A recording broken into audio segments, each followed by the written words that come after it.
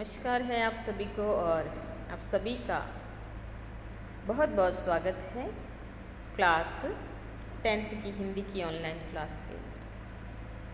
कक्षा 10 की हिंदी और हम पढ़ रहे हैं कक्षा 10 में वाक्य शुद्धि क्या है। ठीक है, वाक्य शुद्धि। तो वाक्य शुद्धि क्या है? अर्थात वाक्य का शुद्ध रूप। और वाक्य का शुद्ध रूप कैसा होना चाहिए वो हम इस अध्ययन बिंदु के माध्यम से, इस टॉपिक के माध्यम से हम समझने की कोशिश करते हैं, क्योंकि 4 अंक का प्रश्न आपकी बोर्ड परीक्षा के अंतर्गत इसमें शामिल है। तो हमने इससे पूर्व एक वीडियो और देखा है, उसमें भी हमने वाक्य के शुद्ध और अशुद्ध रूप दोनों को समझा है। अब हम ये दूसरा वीडियो है जिसमें अन्य वाक्य है और उसमें वाक्य किस प्रकार से बने हुए हैं और किस प्रकार से वाक्य होना चाहिए, वाक्य का शुद्ध रूप क्या होना चाहिए, वो हम इस वीडियो के अंदर जानेंगे। तो देखिए, वाक्य शुद्धि सीधे तौर पे ही हम समझते हैं कि पहला है कि अशुद्ध वाक्य क्या है? हमारा लक्ष्य समाज की प्रगति होना चाहिए। ठीक है, और इसमें शुद्ध रूप क्या है? शुद्ध रूप यही है कि हमारा लक्ष्य समाज की प्रगति होनी चाहिए। यहाँ पे क्या है? होना चाहिए, होना नहीं है। यहाँ पे समाज की प्रगति होनी चाहिए। तो ये थोड़ी सी गलती के कारण भी हमारे अंक कट जाते हैं, तो इसका विशेष हमको ध्यान देना है। ठीक है, क्या आप जयपुर जा सकोगे? तो यहाँ पर शुद्ध रूप क्या होगा? क्या आप जयपुर जा सकेंगे? सकोगे नहीं होगा, सकेंगे होगा। पिताजी ने नौकर को बुलाए, नहीं, पिताजी ने नौकर को बुलाया। अशुद्ध रूप है कि सीता को, रीता को और अंशु को कल मैंने साथ साथ देखा था। अब देखिए, यहाँ पे सीता को, रीता को और अंशु को, यहाँ पे क्या है?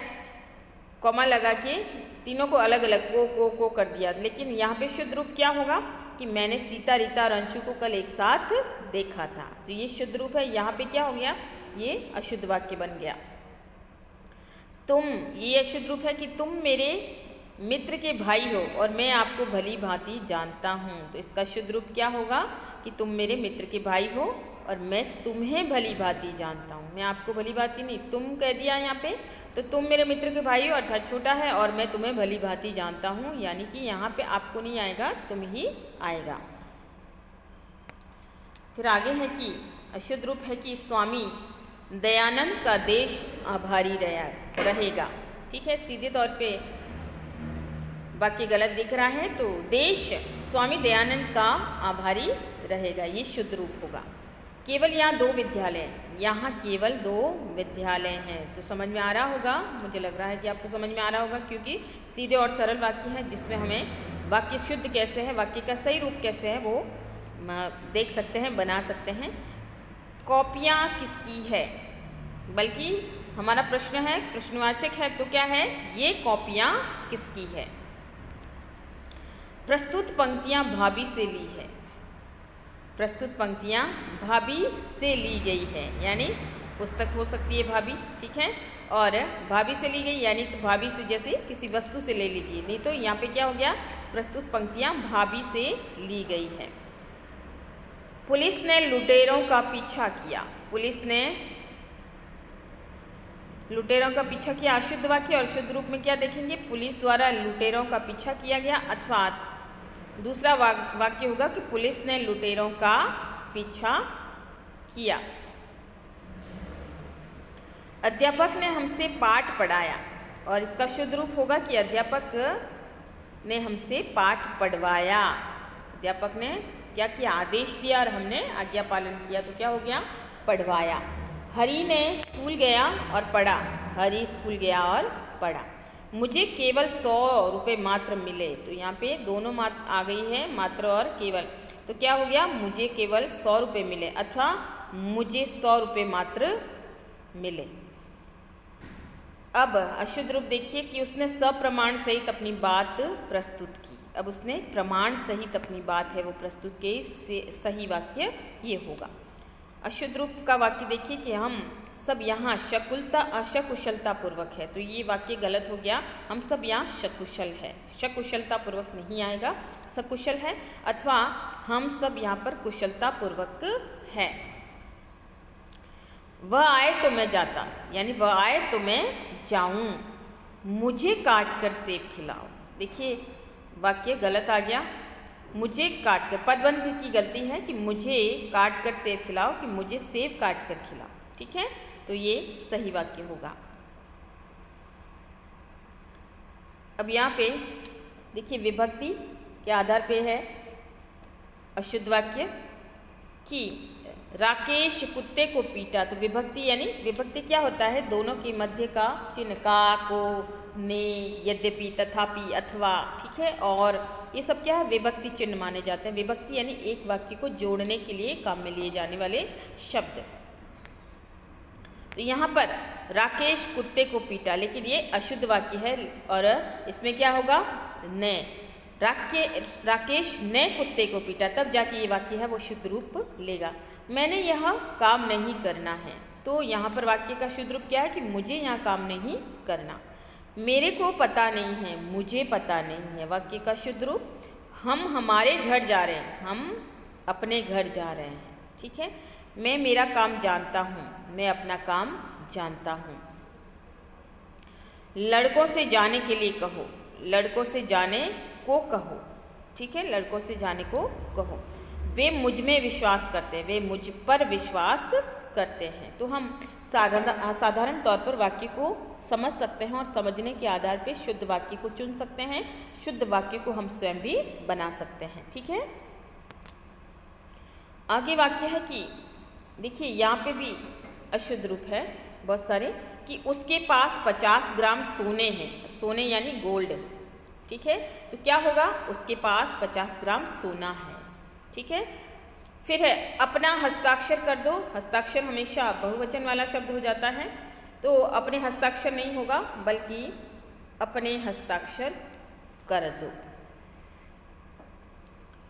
दुर्घटना में अनेक लोग घायल हो गए, अनेकों लोग घायल हो गए। तो अनेकों नहीं होगा, दुर्घटना में क्या होता है? अनेक शब्द। अनेक का वही शब्द, चाहे वो एक वचन हो तब भी अनेक आएगा, बहुवचन हो तब भी अनेक आएगा। मंदिर में जाने के लिए 50 सीढ़ी हैं, तो यहाँ सीढ़ी गलत है। मंदिर में जाने के लिए 50 सीढ़ियाँ हैं। ठीक है, सीढ़ी क्या है? बहुवचन है।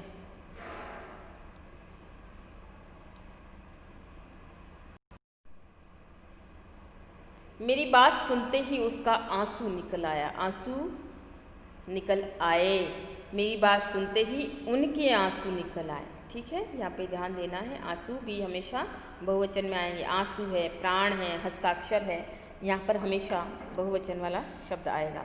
मेरा प्राण निकल रहा है, तो यहाँ पर मेरे प्राण निकल रहे हैं। संस्कृतियों पर देशवासी मर मिटा। संस्कृति पर देशवासी मर मिटे, देशवासी मर मिटे। ठीक है, या मर कीजिए, या वाक्य अशुद्ध लिखा हुआ है, थोड़ा सा प्रिंटिंग मिस्टेक है यहाँ पे। फिर है बुढ़ापे बुरे होते हैं। बुढ़ापे बुरे नहीं होते, बुढ़ापा बुरा होता है। ठीक है, बेरोजगारियाँ दूर होनी चाहिए। बेरोजगारियाँ नहीं आएगी, बेरोजगारी दूर होनी चाहिए। अपनी सोचों पर काबू पालो, अपनी सोच पर काबू पालो। यहाँ से अनेक गाड़ी गुजरती है, यहाँ से अनेक गाड़ियाँ गुजरती है। आकाश में अनेक चिड़ियाँ उड़ रही हैं, आकाश में अनेक चिड़ियाँ उड़ रही है। ठीक है, यहाँ पे क्या है? सिर्फ चंद्र बिंदु का फर्क आएगा। चिड़िया जो है एक वचन है और चिड़िया जो है बहुवचन के लिए प्रयोग होता है, तो यहाँ पे थोड़ा सा फर्क आ जाता है चंद्र बिंदु का। तो यहाँ पे हमको ये ध्यान देना है। इन प्रश्नों का उत्तर 50 शब्द में दीजिए, 2। तो इन प्रश्नों का उत्तर 50 शब्दों में दो। इन प्रश्नों के उत्तर इन प्रश्नों का उत्तर है, तो यहाँ पे के उत्तर 50 शब्दों में दो, तो ये शब्द बहुवचन आ जाएगा। फिर है लोग मक्खियाँ मच्छरों से परेशान हैं, तो लोग मक्खी मच्छरों से परेशान हैं। क्या ये सारा पुस्तक मुझे पढ़नी है? क्या ये सारी पुस्तकें मुझे पढ़नी है? इसके अलावा यहाँ पे और भी वाक्य है कि राम ने रावण को मारा। छोड़िए इसको। तो ये वाक्य शुद्धि। अब है दूसरे वाक्य हैं जिनको हम समझते हैं कि हमारा वस्तुओं का ध्यान रखा जाए। देखिए वाक्य पढ़ने में ही गलत लग रहा है। हमारी वस्तुओं का ध्यान रखा जाए। सारी प्रतिभा विकृत हो गई। विकृत हो गया, सारी प्रतिभा विकृत हो गई। वह कहती कहती रुक गई, वह कहते कहते रुक गई। ये प्रणाली बदलना है, ये प्रणाली बदलनी है। ठीक है। रुमाल सूख गई, तो रुमाल क्या है? रुमाल सूख गया। तुम खारा पानी लाते हो, तुम खारा पानी लाते हो। तुम खारी पानी की जगह तुम खारा पानी लाते हो। दही बहुत खट्टी है, दही बहुत खट्टा है। खट्टी नहीं आएगा, खट्टा आएगा। हाथी झूमती आ रही है, हाथी झूमता आ रहा है। उसका अंत बड़ा रहस्यमयी हुआ, तो यहाँ पे शब्द आ जाएगा रहस्यमयी हुआ। यमुना, मथुरा यमुना के तट पर बसा है, तो मथुरा यमुना के तट पर बसी है, क्योंकि यमुना के तट पर मथुरा नगरी है। ठीक है। अब दूसरा वाक्य कि नृत्य करने में बड़ी कुशल है मीरा। ये देखिए वाक्य सही तरीके से नहीं जोड़ा गया है कि मीरा नृत्य करने में बड़ी कुशल है, बड़ी पारंगत है। कौन खरीदेगा इतना महंगा कपड़ा? तो इसका वाक्य का शुद्ध रूप क्या होगा? इतना महंगा कपड़ा कौन खरीदेगा? बहुत कीमत होगी इस पुस्तक की, तो वाक्य अशुद्ध लग रहा है। इस पुस्तक की बहुत कीमत होगी। प्रभा को काट कर टमाटर खिलाओ, प्रभा को काट कर टमाटर नहीं खिला सकते। ठीक है ना, क्योंकि प्रभा को काट दिया जाएगा तो टमाटर कौन खाएगा? तो सीधे तौर पे है कि प्रभा को टमाटर काट कर खिलाओ। तो ये थे हमारे वाक्य के अशुद्ध और शुद्ध रूप, जिसको हमने समझा है। और वाक्य काफ़ी सरल थे, तो आशा करती हूँ कि आपको समझ में भी आए होंगे। तो 4 अंक के प्रश्नों को ध्यान रखते हुए हमें इन बातों पर विशेष ध्यान देना है कि वाक्य का शुद्ध रूप क्या हो सकता है, तो इस आधार पे ही हमें इसको समझना है। धन्यवाद।